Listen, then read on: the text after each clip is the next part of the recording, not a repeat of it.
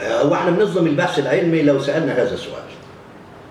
البحث العلمي حتى من غير ما يبقى فيه تطبيقات مباشرة له دور كبير جدا في تكوين كوادر علمية بتحمل الراية وبتنقل خبراتها للآخرين وبتأسس لنظم علمية في وقت معين ممكن إن هي تقوم بدورها.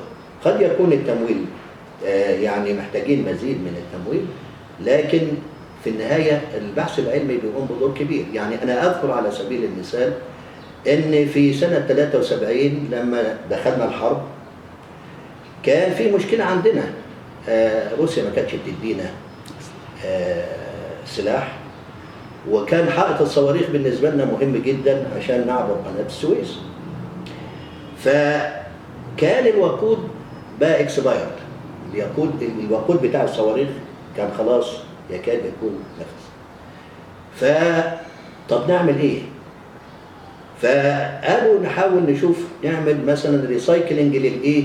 للوقود اللي هو خلاص انتهت صلاحيته. فقالوا نعمل ايه؟ طب شوفوا الجامعات، طب شوفوا كذا. شافوا في الجامعات ما لقوش يعني مساعدة في هذه المسألة. جم للمركز القومي للبحوث، فالمركز القومي للبحوث كان فيه الدكتور محمود سعادة الله يرحمه، وكان لسه واخد دكتوراه من لندن، وعرضوا عليه الكلام ده فقال هاتوا لي عينة.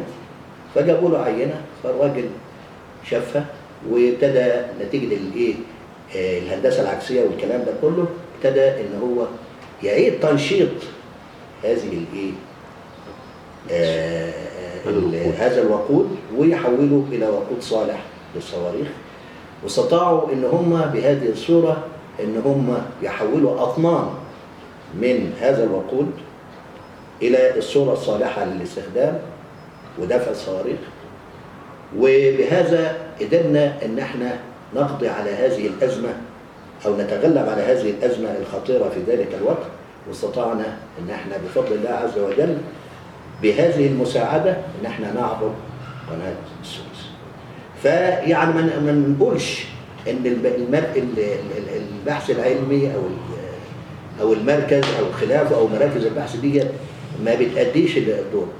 الابحاث التطبيقية اللي هي على مستوى العالم كله لا تكاد تصل الى 3%. فهو الناس عايزة ان مراكز البحث دي تطلع له بقى ايه؟ مكتشفات ومخترعات لا، البحث العلمي بياخد مدة طويلة جدا وفي نفس الوقت له تكلفة، وبيؤدي دور كبير جدا في خدمة المجتمع. في قوافل طبية بتطلع بتخدم المجتمع، في قوافل في مجال الزراعة تخرج أيضا، فيه منتجات معينة ممكن إن هي تشوف النور لو احنا تبنناها وهكذا. فلا في إنتاج وفي شغل.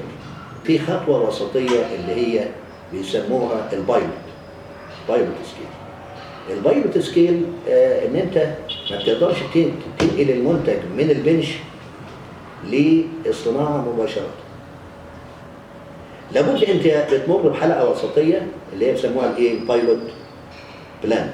بايلوت بلانت ده مصنع صغير بتجرب على نطاق يعني اقل، وبعدين بنعمل حاجة اسمها السكيل اب او اللي هو عملية تصعيد العملية نفسها الانتاجية لحد ما تصل الى ان انت تطبق في الايه؟ في المصنع.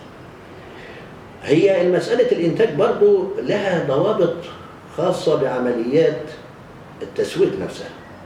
يعني انت ممكن تنتج منتج ولكن عشان تسوقه عملية الماركتينج بالنسبة له دي بتحتاج دراسات كبيرة جدا، خصوصا مثلا انتاج حاجة زي مثلا سيتريك اسيد.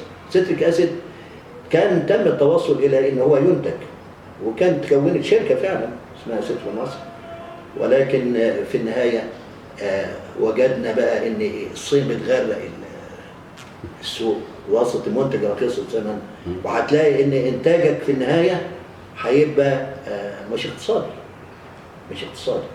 فالعملية كبيرة، العملية ما هياش سهلة.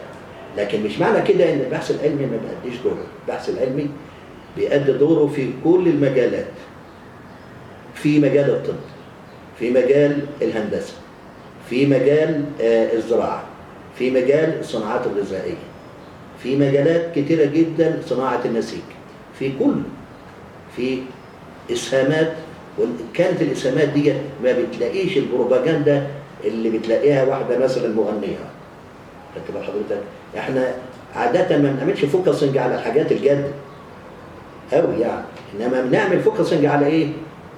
فنان مش عارف إيه واتجوزت واتطلقت والكلام اللي هو إيه ده. لكن عشان أنت تركز على الناحية العلمية وتبرزها وتعمل لها يعني نوع من الدعاية يبرز هذا النشاط، لا يكاد يكون مفتخر. يعني لما حضرتك مثلا بتيجي تسجل مع ناس في المركز أو في الجامعة أو خلافه، ما يبانش حاجة، ما يبانش حاجة. يعني أنت وحضرتك وفي ناس مثلا بتيجي إيه تعمل وتغطي مثلا بعض المؤتمرات. في مؤتمرات بتعقد كتير جدا في المركز، ودي الفايدة العلمية بتاعتها كبيرة جدا، ويجي لها ناس من كل حتة. في مؤتمرات دولية وفي مؤتمرات محلية، كل ده عبارة عن تبادل علمي. وبعدين أنت مش هتقدر تقعد من غير علم. يعني أنت لو قلت طيب أنا ممكن يعني أستغنى عن الإيه، يعني البحث الهوائي يعمل لي إيه، يبقى دي فكرة خطأ كبيرة جدا. لأن أنت مش هتقدر تواكب بعد كده التطور العلمي على مستوى العالم. الهيئات البحثية والهيئات العلمية في مصر بتربطك بإيه؟ بتطور العالم كله، وإزاي إن أنت بتمشي في السياق ده، وإلا هتبص تلاقي نفسك لا قيمة لك.